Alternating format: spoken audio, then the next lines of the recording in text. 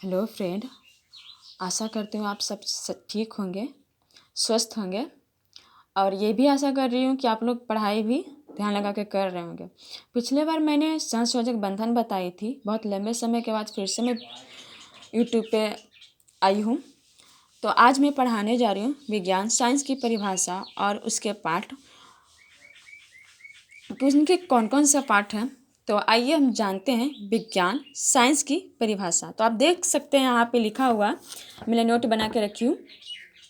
यहाँ पे लिखा हुआ विज्ञान साइंस की परिभाषा है मानव के द्वारा। मानव के द्वारा मतलब हम सब के द्वारा, वैज्ञानिक जो लोग, मानव के द्वारा अवलोकन और प्रयोग के आधार पर प्राप्त क्रमबद्ध और वास्तविक ज्ञान को ही क्या कहते हैं, विज्ञान कहते हैं। मानव जो अवलोकन करता और उस पर प्रयोग करता, उस आधार पर जो हम लोग को ज्ञान प्राप्त होता है, उसे ही विज्ञान कहता हूँ। विज्ञान की उत्पत्ति लैटिन भाषा के साइंटिया से हुआ है। ठीक है, विज्ञान की उत्पत्ति लैटिन भाषा के साइंटिया से हुआ, जिसका अर्थ होता है टू नो। टू नो का हिंदी होता है जानने की इच्छा। अब जैसा देख रहे हैं यहाँ पे मैंने लिखी हूँ। अब जानते हैं साइंस के कितने शाखा होते हैं। पार्ट ऑफ साइंस, तो विज्ञान की 2 शाखा होते हैं, भौतिकीय विज्ञान यानी फिजिकल साइंस और जैविक विज्ञान बायोलॉजिकल साइंस। तो फिजिकल साइंस की कितनी शाखाएं और कौन कौन है ये देखते हैं। तो फिजिकल साइंस की बहुत सारी शाखाएं हैं। इसमें पहला शाखा है भौतिकी विज्ञान। देखते हैं भौतिकी विज्ञान किसे कहते हैं। भौतिकी विज्ञान की वैसी शाखा जिसमें प्रकृति और प्रकृति में होने वाली घटनाओं का अध्ययन किया जाता है, उसे भौतिक विज्ञान कहते हैं। यानी हमारा प्रकृति में जो घटना हो रही है उसका अध्ययन हम लोग करते हैं, उसी को भौतिक विज्ञान कहते हैं। भौतिक विज्ञान की उत्पत्ति ग्रीक भाषा फ्यूसिस से हुआ, जिसका अर्थ होता है प्रकृति, जिसका अर्थ क्या होता है प्रकृति, प्रकृति का नेचर। भौतिक संस्कृति का मूल शब्द है जिसका अर्थ होता है भौतिक संसार या प्राकृतिक संसार। इसीलिए भौतिक को प्राकृतिक विज्ञान भी कह सकते हैं आप लोग। भौतिकी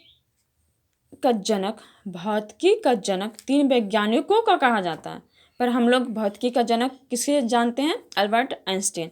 पर यहाँ पे 3 वैज्ञानिकों का मैंने नाम लिखा है क्योंकि इन्होंने अपने अपने लाइफ में बहुत सारे अच्छे अच्छे काम किए।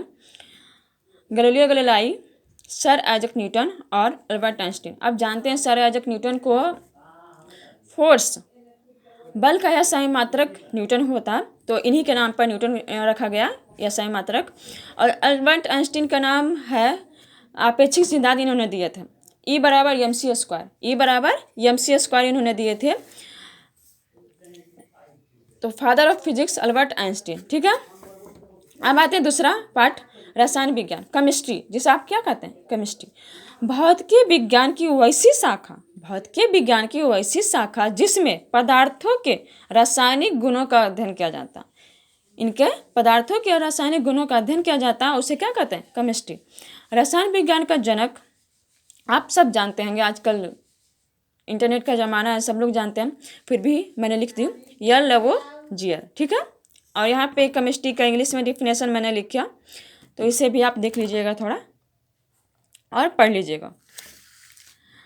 भूगोल, तीसरा पार्ट है भूगोल। भूगोल की इंग्लिश में ज्योग्राफी कहते हैं। ठीक है, भौतिकी विज्ञान की वैसी शाखा जिसमें, भौतिकी विज्ञान की वैसी शाखा जिसमें पृथ्वी के आंतरिक रचनाएं तथा भूपर्पटी पर, पृथ्वी की आंतरिक रचनाएं और भूपर्पटी पर स्थित सागर, महासागर, पहाड़, पठार, वन, देश, महादेश इत्यादि के बारे में हम लोग जब पढ़ते हैं या अध्ययन करते हैं, उसी को क्या कहते हैं, भूगोल। यानी कि आप पढ़ते हैं, ज्योग्राफी में आप पढ़ते हैं कि कहाँ पे सागर है, कहाँ महासागर है, कहाँ पठार है, कहाँ वन है, और उसे भी आप डिटेल में पढ़ते हैं कि किस तरह पठार बना, तो उस सब ज्योग्राफी में पढ़ा जाता। तो हम कह सकते हैं ज्योग्राफी इसी को कहा जाता, जिसमें पहाड़, महासागर, भूपर्पटी पे कहाँ कहाँ स्थित है उसके बारे में अध्ययन किया जाता है, उसे ज्योग्राफी कहते हैं। ठीक है, भूगोल का जनक आप देख ही सकते हैं या फिर इंटरनेट पे भी सर्च कर सकते हैं। 4th पार्ट है भूगर्भ शास्त्र, जियोलॉजी। भूगर्भशास्त्र भौतिकी विज्ञान की वैसी शाखा जिसमें भूप्रपट्टी के नीचे, आपने ज्योग्राफी में देखा है कि भूप्रपट्टी के ऊपर यानी पहाड़, देश, ये सब तो भूप्रपट्टी पर है, और इसमें नीचे भूप्रपट्टी के नीचे स्थित प्राकृतिक संसाधनों का अध्ययन किया जाता है। आप जानते हैं कि हमारे पृथ्वी के नीचे बहुत सारे प्राकृतिक संसाधन हैं, जैसे कि कोयला और पेट्रोल, डीजल, ये सब नीचे पाया जाता है। उसी को हम भूगर्भ शास्त्र कहते हैं। ठीक है, भूगर्भ शास्त्र का जनक जेम्स हटन है। आप देख ही सकते हैं, मैंने लिख दी है, इंग्लिश और हिंदी दोनों। जिन्हें जिस चीज़ में सुविधा होगी वो लिख लेंगे और समझ में आ जाए, इसीलिए मैंने आसान कर दी।